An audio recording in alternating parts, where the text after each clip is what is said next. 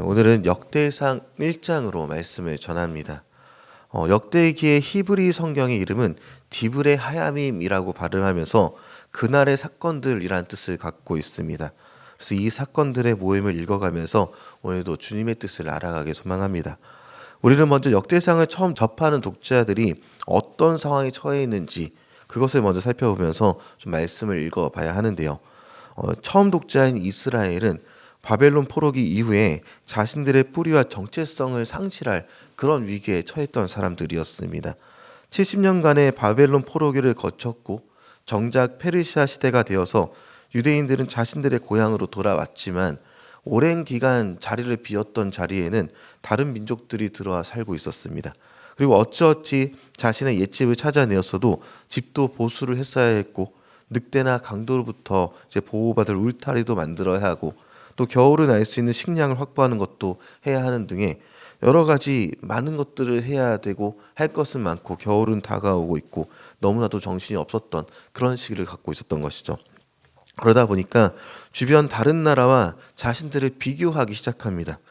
이집트는 자신의 울타리도 있고 나라도 있는데 왜 나는 이렇게 황폐한 곳에 있는지에 대한 그런 의문이 있었던 것이죠.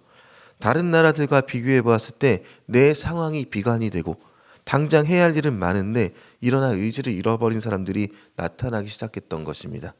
그러면서 자존감이 사라지죠. 자신들은 단지 노예 민족이고 주체적으로 살아갈 힘이 없다 이렇게 여깁니다.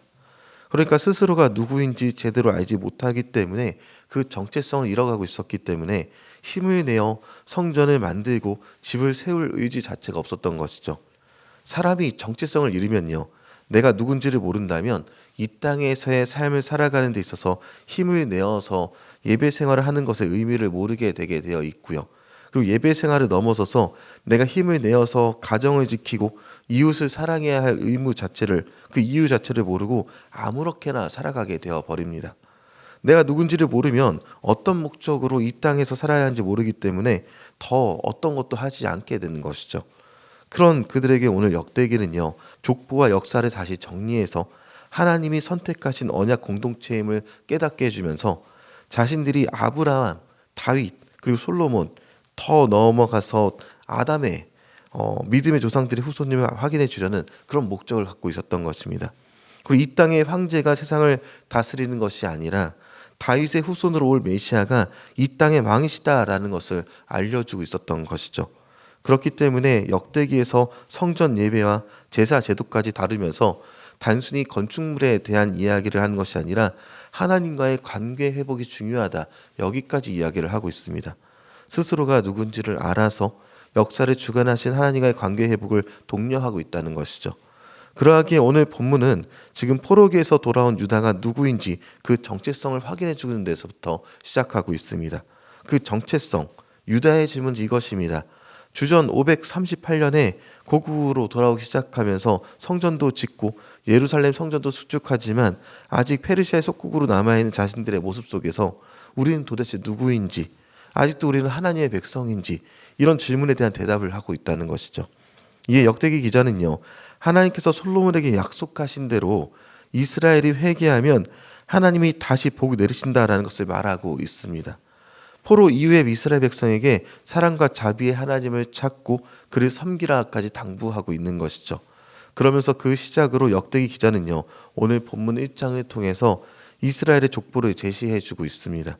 우리가 길게 읽은 이 족보는요, 아담에서부터 시작을 했습니다. 인간의 기원에서부터 시작하는 것은요, 하나님께서 분명히 역사하시는 섭리 가운데 있다는 것을 알려주고 있는 이 장치가 됩니다. 그래서 1절은요, 아담에서부터 아브라함까지 읽게 되고요, 28절부터는요, 아브라함에서부터 갈라진 민족들, 이스마엘 자손들과 에서의 자손, 에돔 땅을 다스린 왕들에 대한 기록을 하고 있습니다. 이런 기록을 통해서 남유다가 어디에 위치하고 있는지를 확인해주고 있다는 것이죠. 그냥 어쩌다 우연히 있는 민족이 아니라 근본을 찾아주고 있는 것입니다. 그 다음입니다. 인간의 처음이 아담부터 이야기하면서 모든 인간의 처음은 아담이지만 그 이후부터는 수많은 이름들이 등장하면서 그들의 일상이 나았고 살고 죽었다라는 내용으로 표현되고 있는 것을 보게 되는 것이죠. 그래서 오늘 본문에 보면요, 거의 200여 개 정도의 이름이 등장하고 있습니다. 200여 개의 인생이 표현되고 있는 것이죠.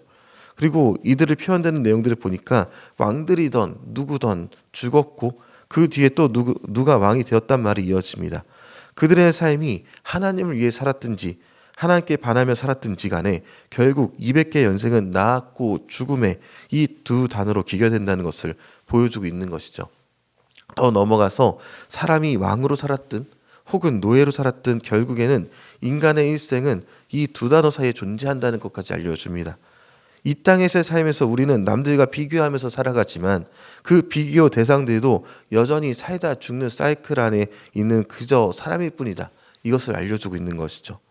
그렇게 이 낳고 죽는 사이에 남들 잘 되는 것을 부러워하다가 아무것도 못하지 말 것을 일깨워줍니다.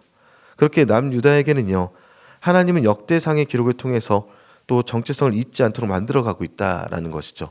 그리고 이 기록은요, 여전히 우리의 정체성과도 관련되어 있습니다. 구약의 이스라엘과 남유다를 통해서 주님의 말씀이 전달되게 하셨고 예수님의 십자가 사건 이후에 지성소의 휘장이 찢어지면서 모든 민족에게 주님의 복음이 전달되어지도록 하셨던 것이죠.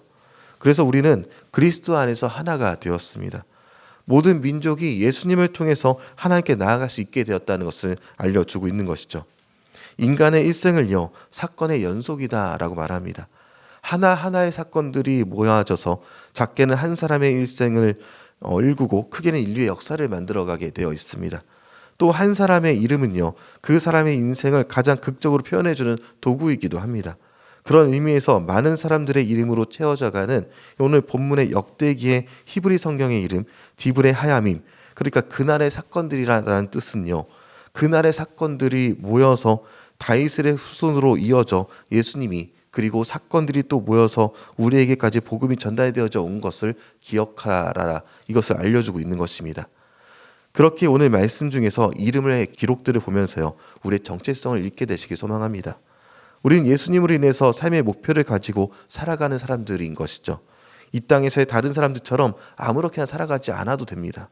우리가 누구인지 안다는 것은요, 허망하거나 외롭지 않다는 것을 말하고 있고요, 목표를 안다는 것을 말합니다. 그러하기에 오늘 말씀 앞에서 우리의 정체성을 알려주시는 그 하나님의 은혜에 감사하면서 담대히 세상을 바라보기를 주님의 이름으로 축원드립니다.